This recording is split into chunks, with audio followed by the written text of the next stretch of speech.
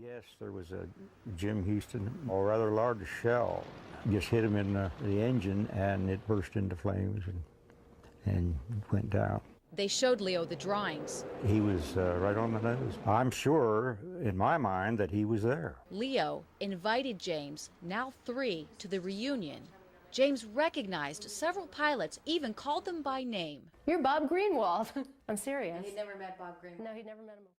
Now, and I remember when I first met you, Bruce, you were very reticent about the idea of reincarnation. That's correct. You were like, I'm trying to check all this out. It's the facts that were overwhelming you, not the spiritual implications. That's correct. You know, him giving us the name of the ship, a name of a man he flew with, a location where we were shot down, and then 3 years of hard work verifying all the details right down to an eyewitness account seeing the face of James M. Houston Jr. being shot down, describing the way the plane hit, matching exactly what James described.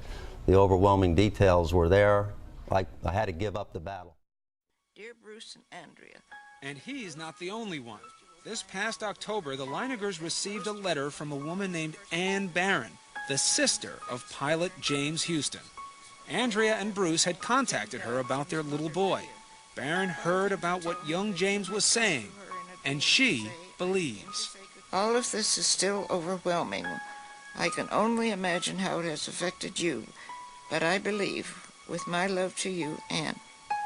The child was so convincing and coming up with all these things that there's no way in the world he could know, unless there is a spiritual thing. Annie had sent James the picture that her mother had painted of James Houston. And when James got it, he called Annie to thank her, and he said, "Where's the one Mom painted of you?" And so she went and found it and sent a copy, and later on she told us that no one in the world except her brother and sister knew that there was an identical picture of Annie when she was the same age. James Houston's sister, Ann. And he goes, "It's not Ann, it's Annie. She wasn't my oldest sister. I had an older sister than that." And I said, "You did? Who was that?" And he goes, "Ruth. I mean Ruth." Annie is what they called me when I was little, knowing my name and my sister's name, things that my brother did when he was a kid. It's too amazing to describe how he would feel that way, but he does. He considers me his sister. But does she consider James her brother? I think it's probably a reincarnation of my brother. Ann was so touched, she gave James items from her brother's final effects. The little George Washington bust had been on my brother's desk all through school. I said, "Where's the statue?" He said, "I put it on my desk." I believe that he had a past life. I believe that in his past life he was James M. Houston Jr. And he came back because he wasn't finished with something.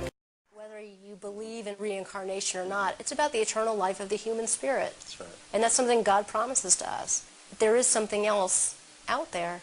After this, it's not over when you die.